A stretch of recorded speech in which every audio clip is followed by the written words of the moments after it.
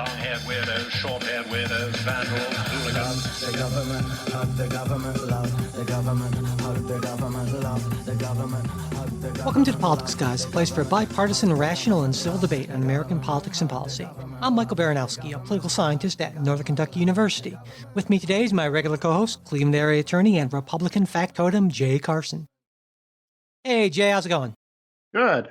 So, I thought we would just jump right in and get to some listener questions that have been piling up a little bit, if you're ready.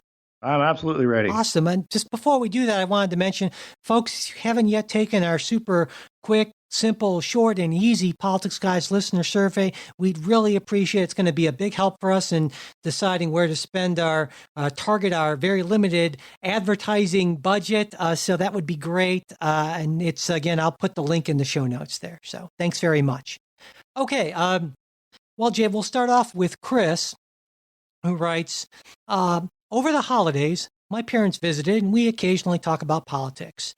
They're reasonable people, but they listen to, in my opinion, less civil political analysts, Hannity, Limbaugh, etc. Yeah, And I frequently heard them reflect some of those demonizing views of the left.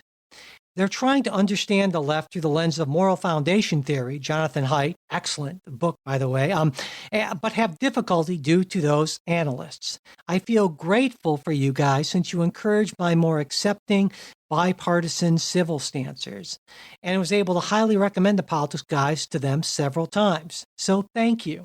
Well, we appreciate it. That's nice to be recommended like that as an antidote to some of those more bombastic folks. Here's the question. In addition to Politics Guys, I'm trying to get a daily politics update that briefly tells me what's going on in the world. I can't find bipartisan stuff like you guys for that.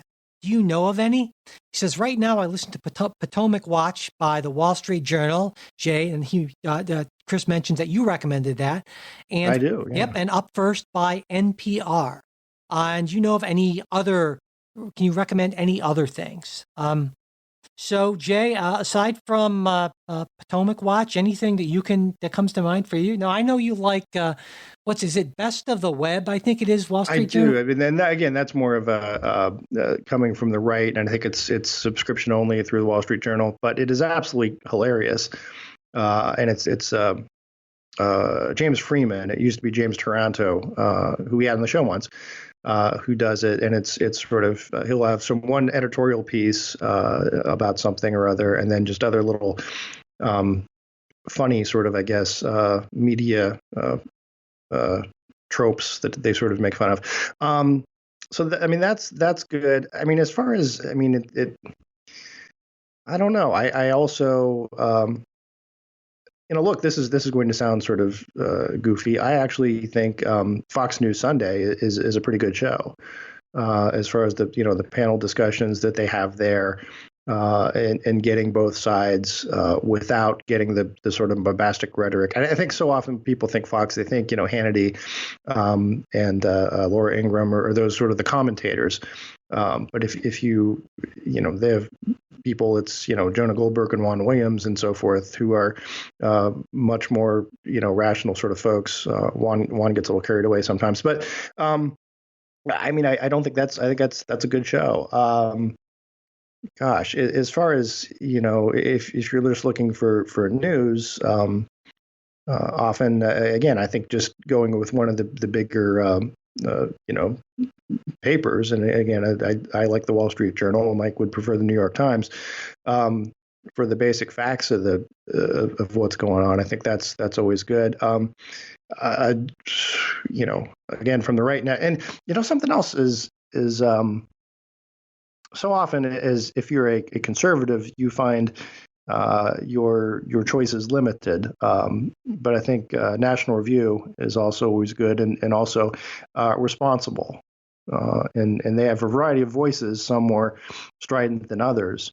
But there are stories that might not get played up in the mainstream media just because that they don't fit whatever narrative or for whatever reason you want to assume. But those are my choices for sort of the rational right, I guess.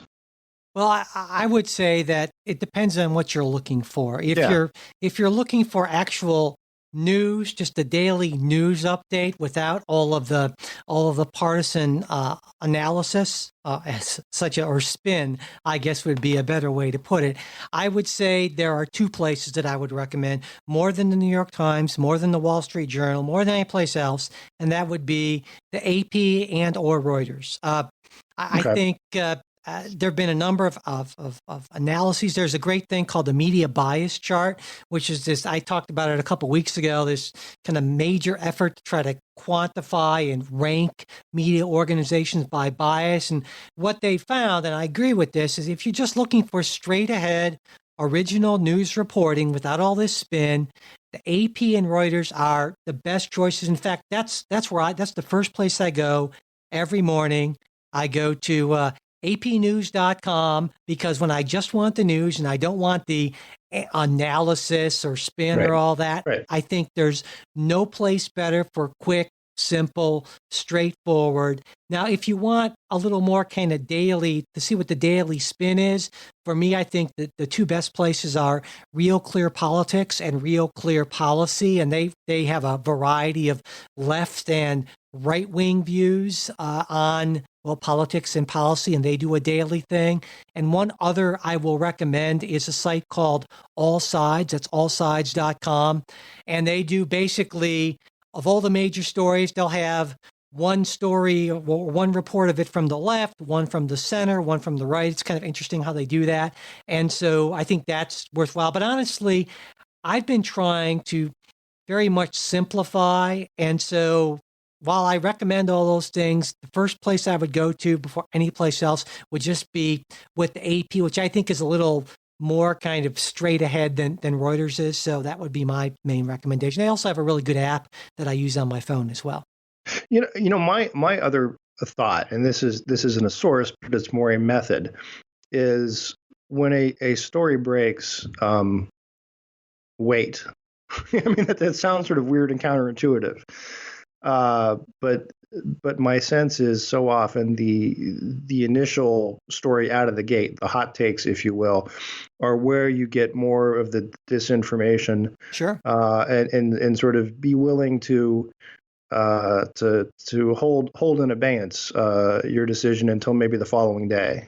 Right. I mean, I think that's sort of if a story comes out, sort of like, wait, I'll sort of think of whatever your source is before forming an opinion, or just looking at it and say, bang, okay, there, now I know.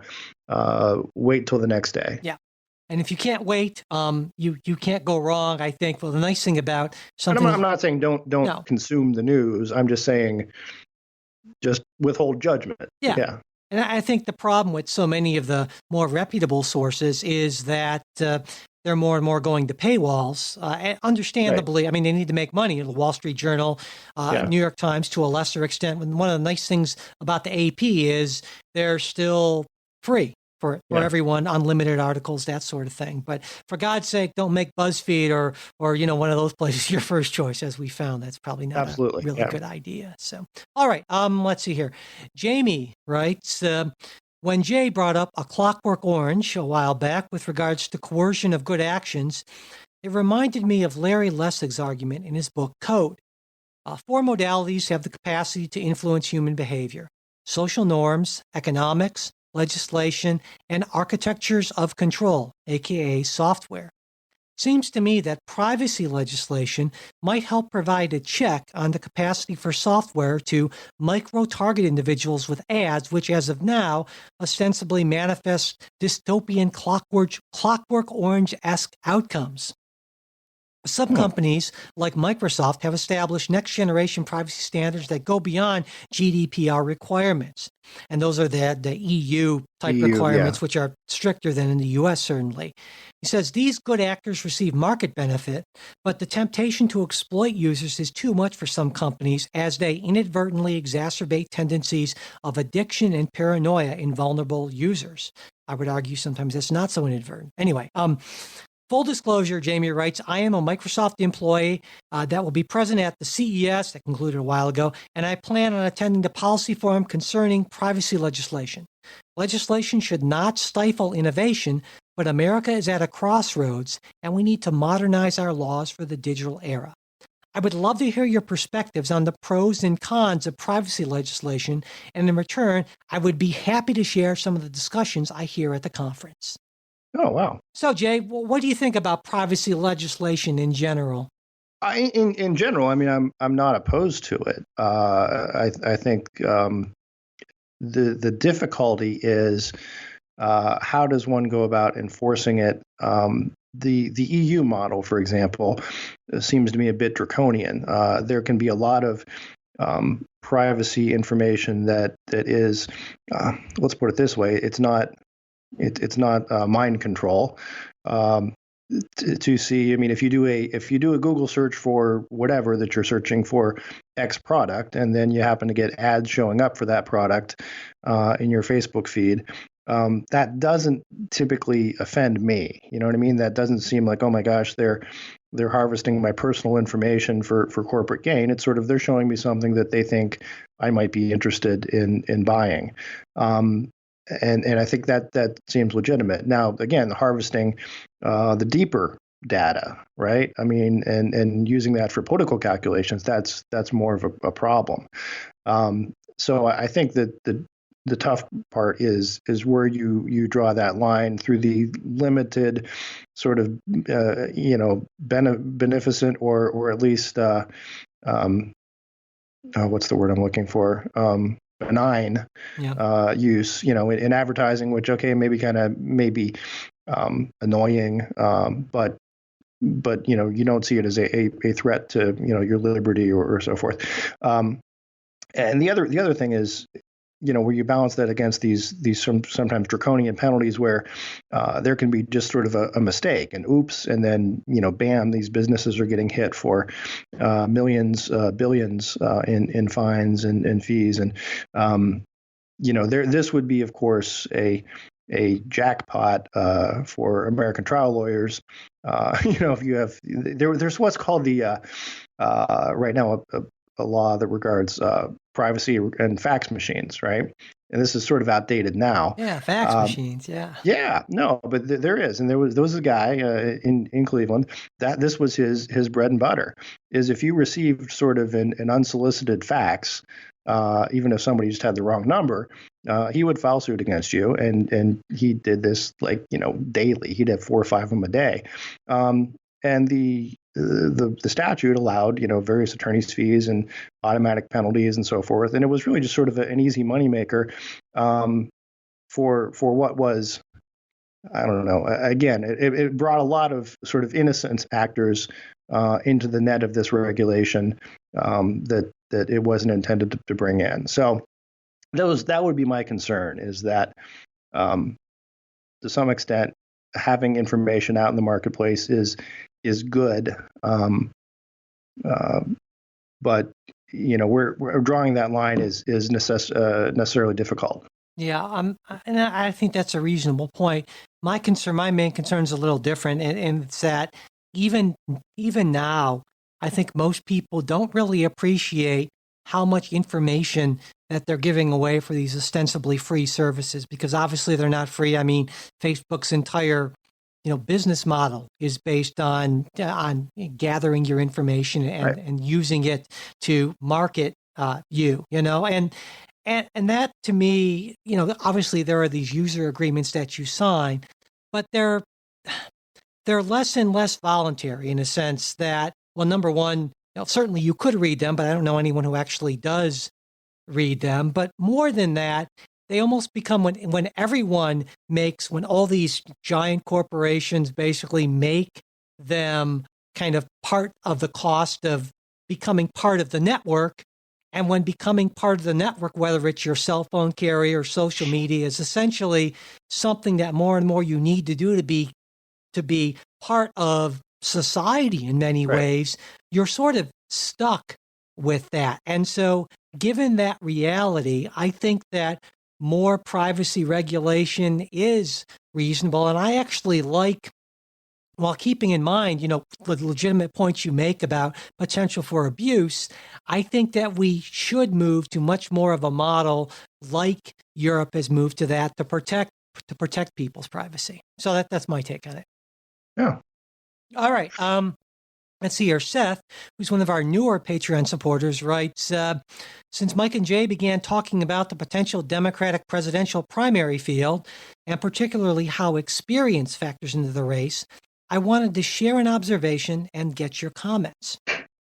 Now, Seth actually put in some research here, which is always cool. And he based on his research, he says, since the first presidential election cycle that people born after Nixon's resignation could vote, 1992, no candidate has been successful in defeating a sitting president or winning an open presidency if they had previously run for president.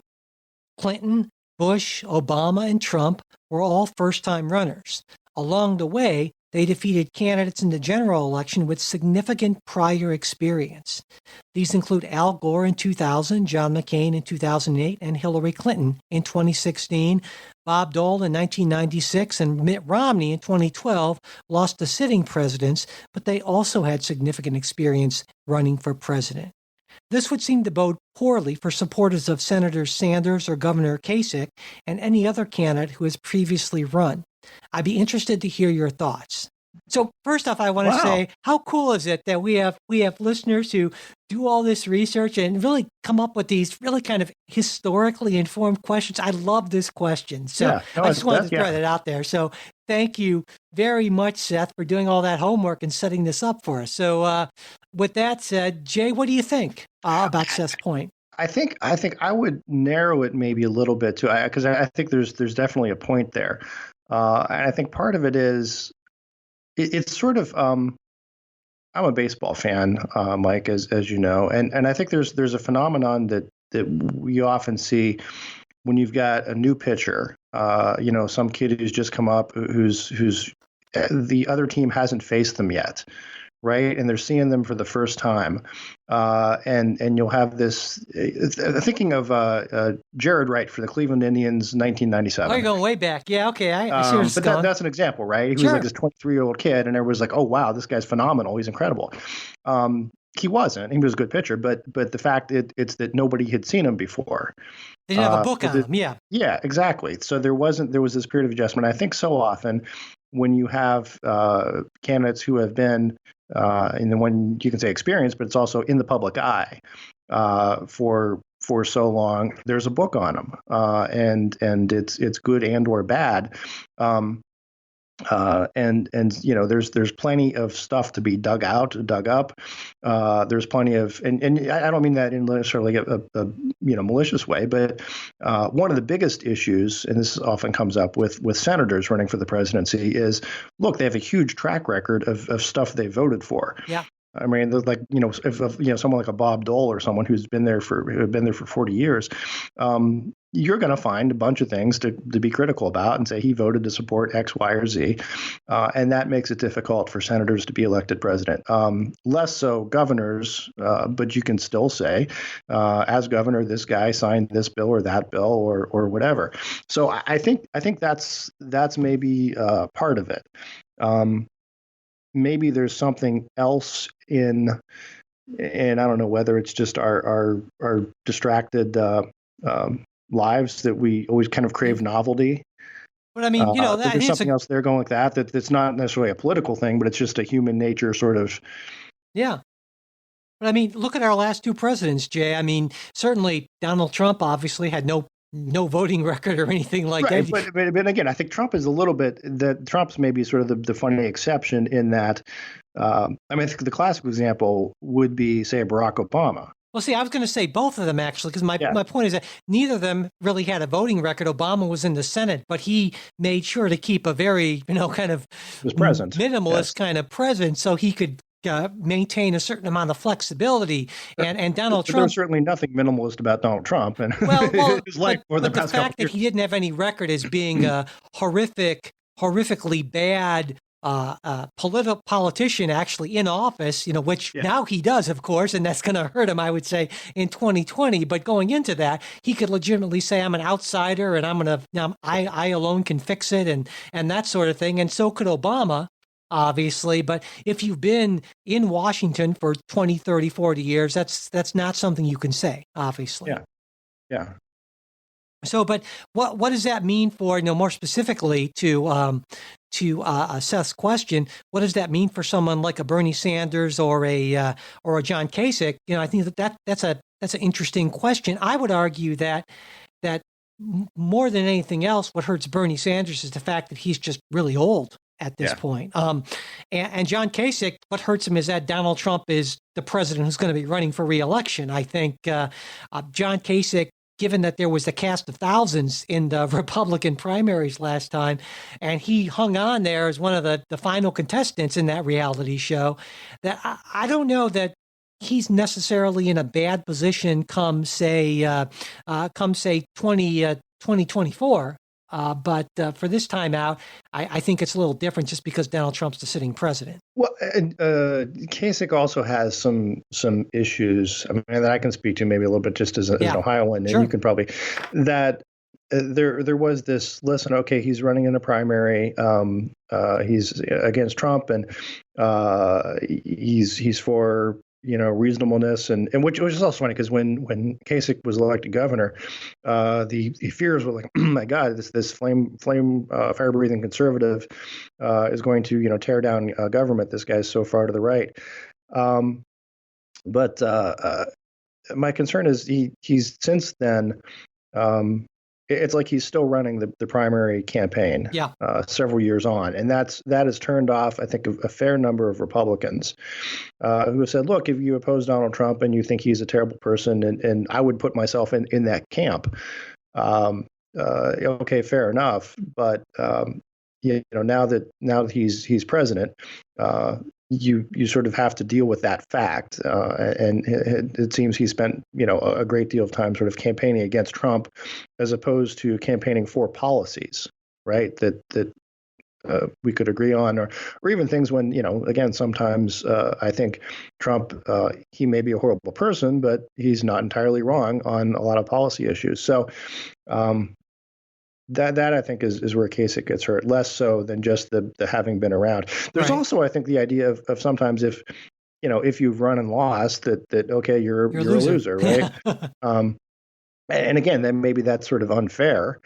Hey, I almost was president. That's a pretty big deal, but that's just kind of the reality of the way we view things, human nature wise. Sure. Yeah, absolutely.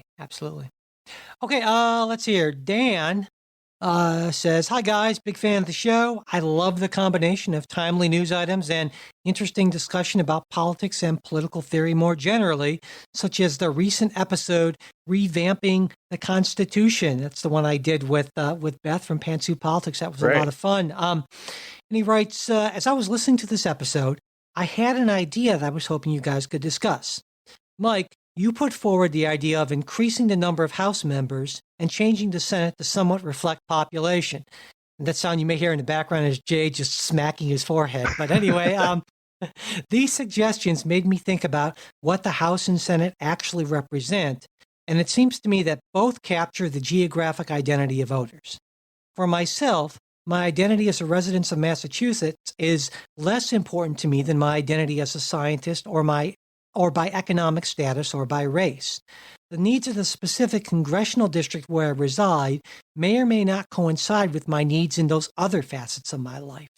Therefore, I was wondering about the possibility of leaving the Senate geographically based, maybe with some consideration based on population, as Mike suggested, but radically changing the House to reflect several other aspects of American identity, for example, race, religion, income, profession, etc.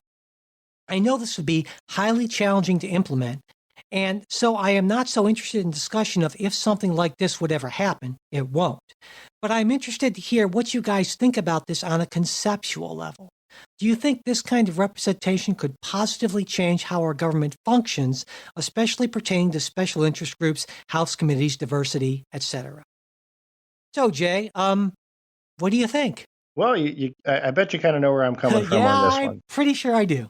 No, I would say first, going back to the idea of the Constitution, the big idea in the Constitution was federalism, and that was to be structurally, ingrained in that the the states would be represented in the Senate, and the people would be represented in the House. That has since changed. I wouldn't say it's changed completely with popular election of the Senate, but again, I go back to like, man, it's back in the good old days in the before 19 was 1917. You mean before? Yeah. Yeah. So I'm waiting. Well, so I think there's something to be said there. Again, the states just aren't subdivisions of the federal government or regional sort of. They're not like counties that where they're just sort of out there of divisions where we can say this has this population. They're actual sovereign governments.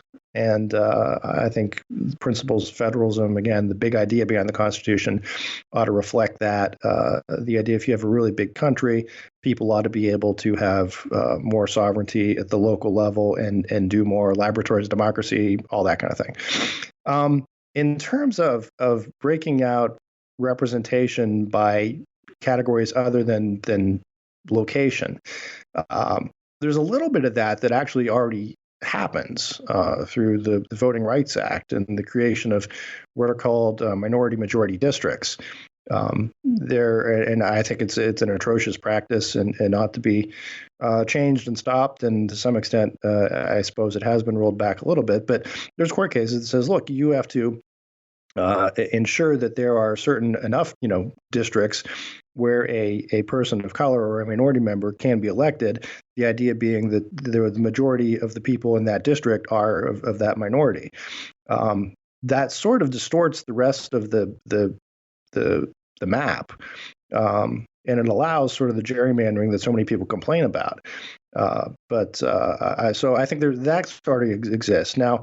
If there is the idea of people being represented in terms of their economic status, their profession, that sort of thing, that really exists within the lobbying world. And this is something so many people decry special interest, but let me tell you, you are a special interest. You're special. You are to me. Special, yeah. But no, for any given person, Mike, for you, for me, there are lobbyists out there who are working ostensibly for your interest, right? There are people out there who lobby for your employers, for state colleges. There are lobbyists who lobby for professors. There are lobbyists, albeit ones I don't particularly support, who lobby for attorneys. And any, look, whatever your if you're a gun owner, there's the NRA, they lobby for you. I mean, there's, I'm a big into boating. They're lobbyists for boating organizations. So everybody has a special interest. In fact, everybody has numerous special interests, and you've got that representation there in the lobbying community. So I don't know that extending it to representatives, and again, I'm not sure how you go about doing that. But I think it's already baked in to some extent. Well, more than what you know. Well, I would disagree to a certain extent, saying that yes, it's true that there's almost certainly a lobbying group for any particular interest, but it's important to point out that they are far from equal in influence, essentially. And that's because some interests are bigger than others. Well, yeah, have more money, essentially, because we are basically a system that runs based on what the people with the most money want. Or yes and no. For example, let's put it this way. For example, the AARP, right? They are big, not necessarily because of money, although money helps. But because, look, there are a whole lot of old people out there, right? And there are some counterexamples, absolutely. And also, we talked about on the special show, the NRA. Again, their strength is less in their financial contributions and more in just they have a whole lot of members. Absolutely, they communicate with.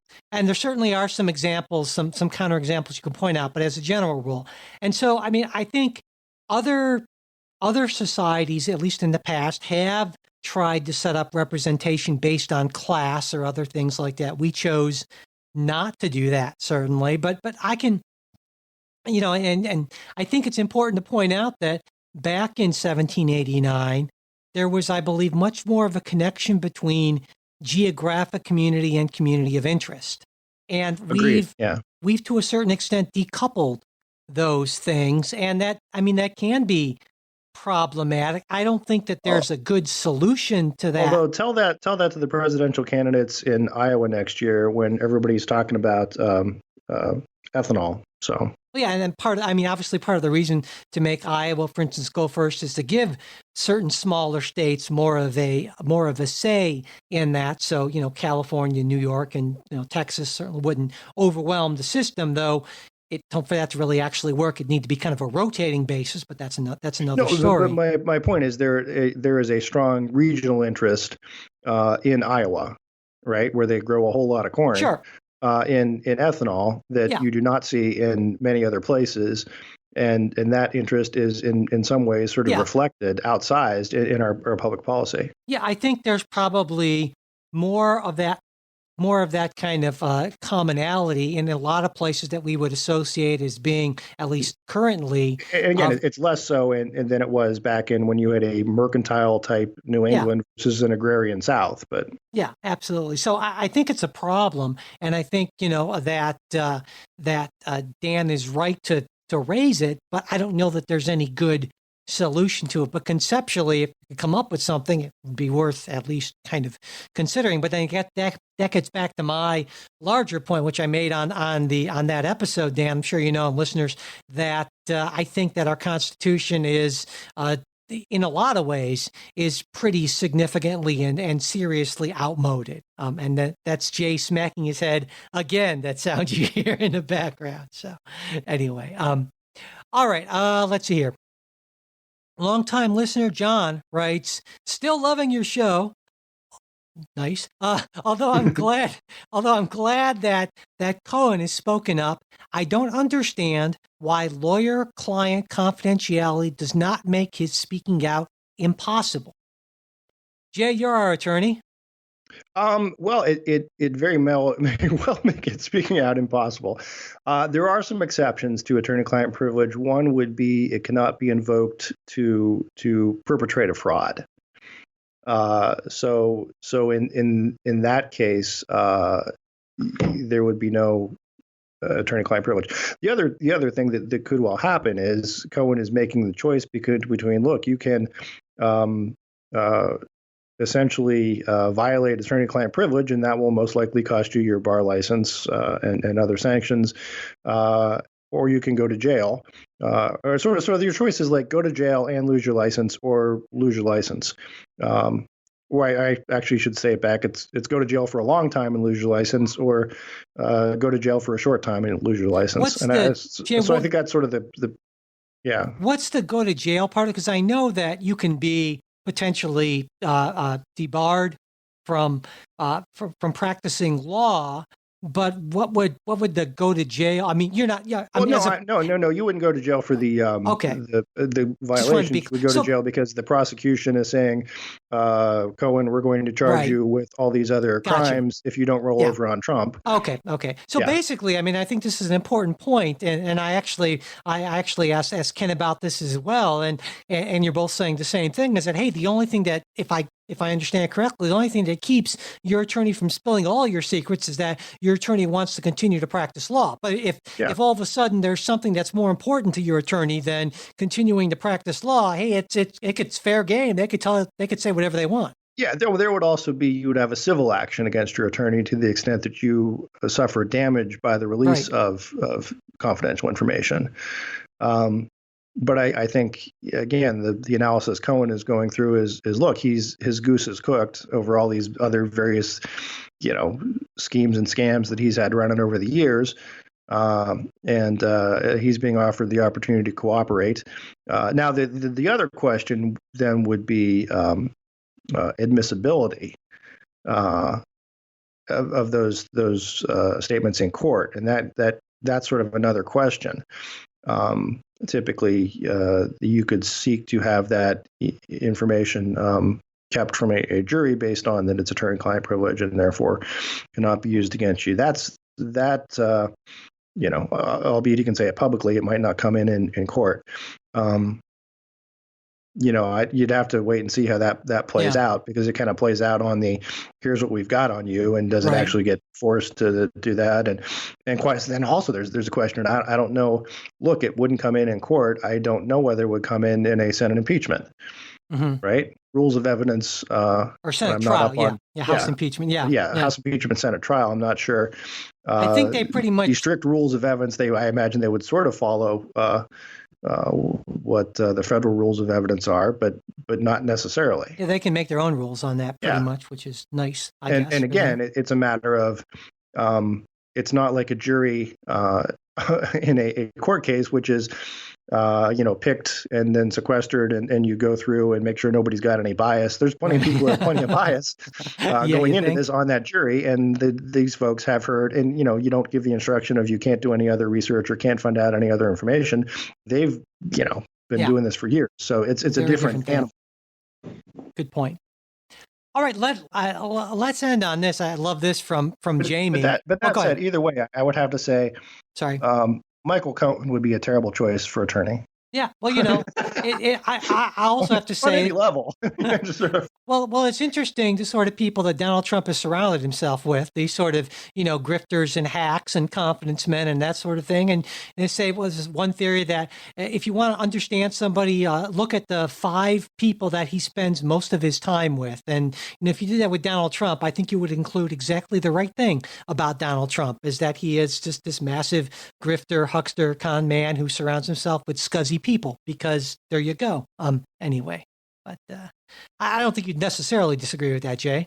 No, I would say, to put it charitably, he has not a great choice in personnel. Yeah, absolutely. All right, so Jamie wrote in with this. It really isn't a question; it's an idea. And I love this idea. Okay. He says, and Jamie's written in before some great questions, but here he has a suggestion for the show.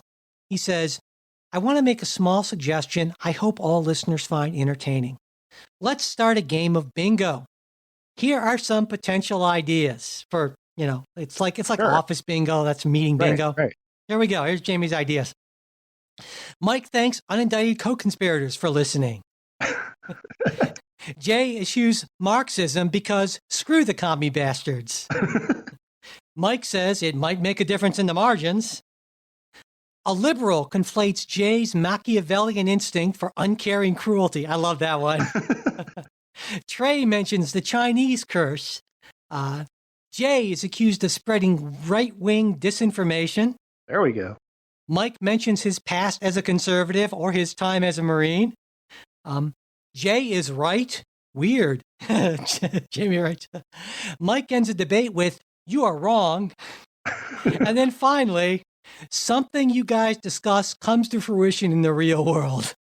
Oh, I would say a lot of what we discuss comes to fruition. Yeah, but there's a great suggestion. Then he says you can add an additional Patreon subscriber level that includes bingo and use the honor system for winners. The prize could be getting an on-air shout out. Now, that's the kind of innovative thinking, I think, that is going to propel us past Pod Save America and the Ben Shapiro show right to the top of the iTunes ratings. So thank you, Jamie. That's a great suggestion. A great way to end this episode, I think. So, Jay, what do you think about Politics Guys Bingo? I think again, I am all for new marketing and in different ways of looking at the world and capitalizing on it. So go for it. And if you can't laugh at us, you're you're in some sort of a coma or something. But anyway, thanks so much, Jamie. And that does it for this episode. It's, subscribing to the show. If you're not already a subscriber, if you could do that, that would be great. Let people know about it. Leave ratings and reviews on iTunes, that's what it's called. And also, if you are able to support the show financially, that'd be great. Patreon.com/politicsguys. And finally, listener support. Well, we appreciate all that listener support. And if you want to get in touch with us for another suggestion, whatever, anything, mail at politicsguys.com. There's a Facebook page, facebook.com/politicsguys page. We're also on Twitter at politicsguys. The executive producers of the Politics Guys are Michael Baranowski, Jay Carson, Trey Orndorff, Will Miller, Bruce Johnson, and Wilmore Moreno. Today's show is produced by Michael Baranowski. We'll be back with a new show on Saturday. We hope you'll join us.